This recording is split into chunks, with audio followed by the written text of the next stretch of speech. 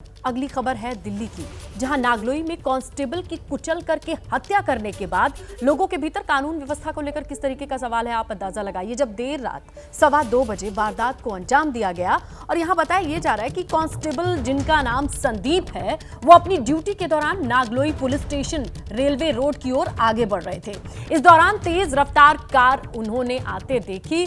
उन्होंने ड्राइवर को स्पीड कम करने के लिए कहा, लेकिन ड्राइवर ने स्पीड बढ़ा करके कांस्टेबल को टक्कर मारी। कांस्टेबल हादसे में 10 मीटर तक घसीटते हुए चले गए और दूसरी गाड़ी से टकरा गए। संदीप को तुरंत अस्पताल ले जाया गया, लेकिन काफी देर हो चुकी थी। डॉक्टर्स ने उन्हें मृत घोषित कर दिया।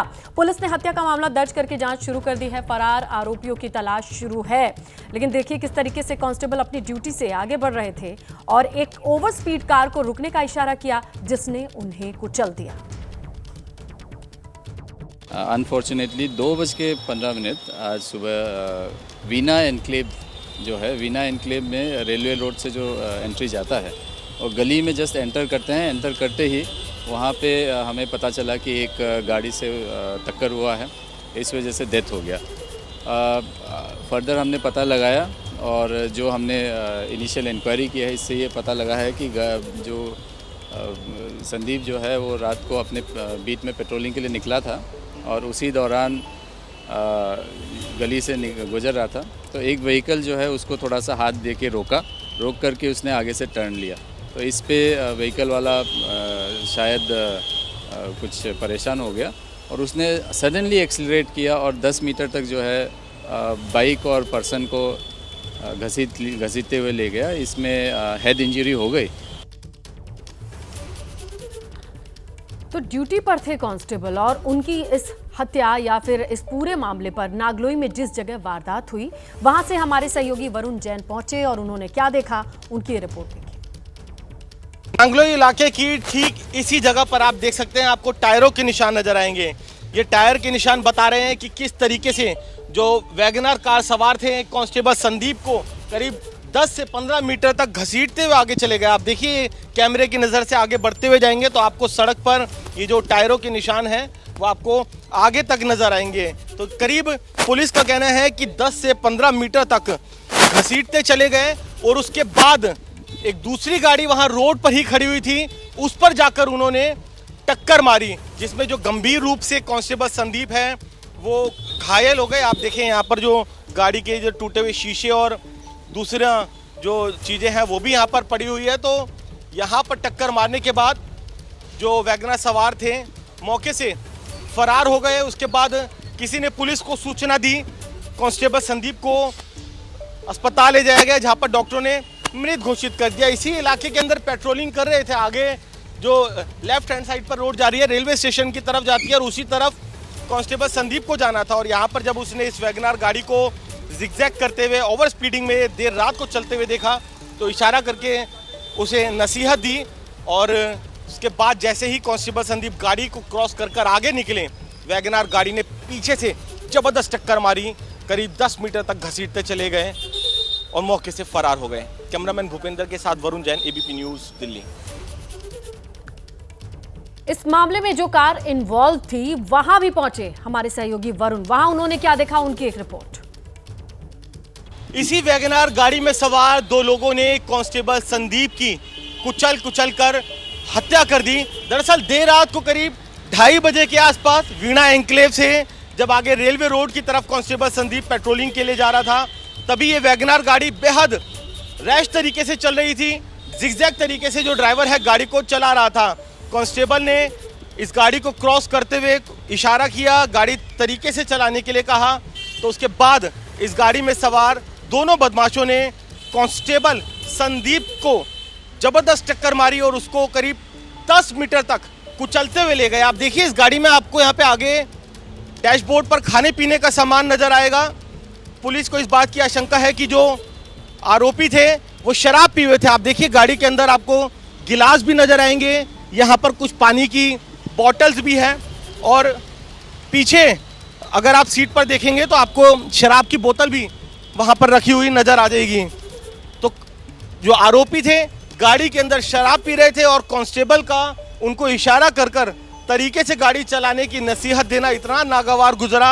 उनके बीच में एक छोटी सी चलती हुई गाड़ी के दौरान ही बहस भी हुई और उसके बाद इस कार सवार बदमाशों ने कांस्टेबल संदीप की कुचलकर हत्या कर दी। ना सिर्फ कुचला, 10 मीटर तक घसीटते चले गए और उसके बाद आसानी से फरार हो गए। अभी फिलहाल पुलिस ने दोनों आरोपियों की पहचान कर ली है, गाड़ी को रिकवर कर लिया है, लेकिन सवाल ये उठता है कि आखिरकार इस तरह की घटनाएं दिल्ली में क्यों? पिछले 24 घंटे के अंदर 3 एक्सटॉर्शन की वारदातें हो चुकी हैं, फायरिंग की गई है जगह जगह पर, और उसके बाद इस तरीके से एक पुलिसकर्मी को कुचल देना। साफ है कि दिल्ली के अंदर बदमाशों के हौसले कितने बुलंद हैं, उनके अंदर पुलिस का कोई खौफ नहीं है। कैमरामैन भूपेंद्र के साथ वरुण जैन, एबीपी न्यूज़, दिल्ली। वरुण ने ग्राउंड से ये सारी इन्फॉर्मेशन कलेक्ट करी, जो शेयर करी इस रिपोर्ट में आपने देखी, लेकिन अब हम सीधा रुख करेंगे वरुण का, क्योंकि तब से अब तक काफी वक्त बीता है। वरुण, ये अब कोई सवाल नहीं बल्कि सवालों का जत्था उठेगा पूरे दिल्ली वालों के मन में कि जब ड्यूटी पे कोई कांस्टेबल इस तरीके से घटना का शिकार होता है तो आखिरकार अब एक्शन क्या है? इन 2 लोगों की डिटेल क्या मिल रही है, किस तरीके का बैकग्राउंड है और अभी तक इनके ऊपर क्या क्या एक्शन लिया गया है? सारी इन्फॉर्मेशन शेयर कीजिए आप। देखिए, बिल्कुल गाड़ी जरूर जब्त कर ली है, दोनों आरोपियों की पहचान हो गई है, लेकिन अभी तक फरार चल रहे हैं। कई टीमें बनाई गई है, गिरफ्तारी भी निश्चित तौर पर हो जाएगी, लेकिन ये जो घटना है वो कहीं ना कहीं दिल्ली की कानून व्यवस्था पर सवाल खड़े करता है। आप देखिए ना, 24 घंटे में एक्सटॉर्शन के लिए किस तरीके से फायरिंग हुई। महिपालपुर में एक होटल के बाहर गोली चलाई गई, नांगलोई में एक कार शोरूम पर गोली चलाई गई, वहां पर गैंगस्टर्स ने अपने नाम की पर्ची भी फेंकी। इतना ही नहीं, नांगलोई इलाके में एक मिठाई की दुकान पर भी फायरिंग हुई। 24 घंटे के अंदर 3 वारदातें हुई थी। पुलिस अभी तक किसी को गिरफ्तार नहीं कर पाई और उसके बाद अब पुलिसकर्मी की ही हत्या कर देना दिल्ली की सड़क पर, वो भी तब जब वो पेट्रोलिंग कर रहा हो, बदमाशों को, क्राइम को कंट्रोल करने के लिए थाने से निकला हो, और जब उसे कोई इस तरीके से सस्पिशियस नजर आता है वो उसको हाथ देकर इशारा करता है और वो गाड़ी ही उसको कुचल देती है।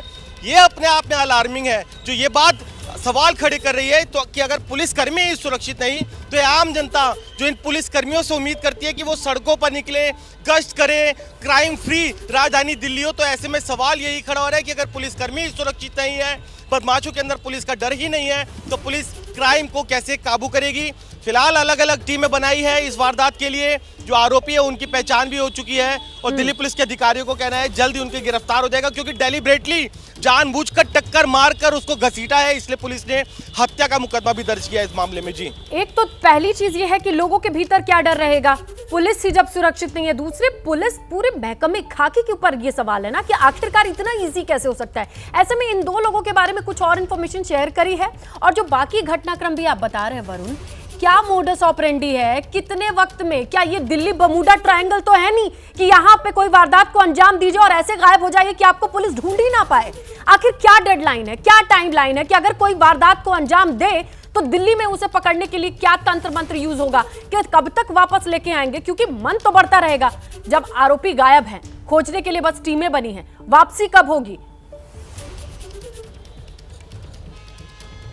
देखिए, बिल्कुल कहीं ना कहीं ये सवाल तो खड़ा होता ही है कि आम जनता के अंदर अब जरूर डर है, क्योंकि जैसा मैंने पहले बताया, एक्सटॉर्शन के लिए भी बड़े बड़े गैंगस्टर लगातार फायरिंग कर रहे हैं। ऐसे में जो व्यवसायी है, बड़े बिजनेसमैन हैं, उनके लिए दिल्ली के अंदर काम करना मुश्किल हो गया है। तो एक जो दिल्ली थी उसमें इस तरीके के जो जिसे कहते हैं ना ऑर्गेनाइज्ड क्राइम, जो सिंडिकेट थे वो काम नहीं करते थे, लेकिन अब दिल्ली के अंदर लगातार ऐसा हो रहा है कि बड़े बड़े बिजनेसमैन हैं वो बड़े बड़े गैंगस्टर्स के निशाने पर है, और उसी को लेकर कानून व्यवस्था पर सवाल खड़े हो रहे थे। रही बात, अगर किसी क्राइम को कंट्रोल करना है तो पुलिस सड़कों पर निकलती है, पेट्रोलिंग करती है। अगर पेट्रोलिंग करता पुलिसकर्मी ही बदमाशों के निशाने पर आ जाए तो ऐसे में सवाल यही खड़ा होता है कि अगर पुलिसकर्मी ही सुरक्षित नहीं, पुलिस थाने सुरक्षित नहीं, तो आम जनता किसके पास अपनी शिकायत लेकर जाएगी? आम जनता कैसे अपने आप को सुरक्षित महसूस करेगी? जहां तक रही आरोपियों की बात, तो वैगनार गाड़ी को पुलिस ने तुरंत जब्त कर लिया है। सीसीटीवी भी पुलिस ने बरामद कर लिया है, जिसमें पूरा सीक्वेंस कनेक्ट हो गया कि कैसे डेलिब्रेटली जो आरोपी थे वो पुलिसकर्मी को घसीटते हुए लेते हुए चले गए हैं। उनकी पहचान भी हो गई है। एक बिल्कुल वरुण, लेकिन जिस थाने के बाहर खड़े वहां फॉलो अप लेते रहिएगा, क्योंकि ये बहुत इंपॉर्टेंट हो जाता है कि अपनी कार छोड़ गए और किसको नहीं पता है कि दिल्ली में चप्पे चप्पे पर सीसीटीवी कैमरा, लेकिन फिर भी इतनी हिम्मत है कि कांस्टेबल को घसीट के उसकी जान ले ले। ये बड़ा सवाल है, इस पर अब एबीपी न्यूज की नजर बनी रहेगी। आखिरकार ये दोनों गुनाहगार कब तक पकड़े जाते हैं, ये देखना और जानना बेहद जरूरी है हर किसी के लिए।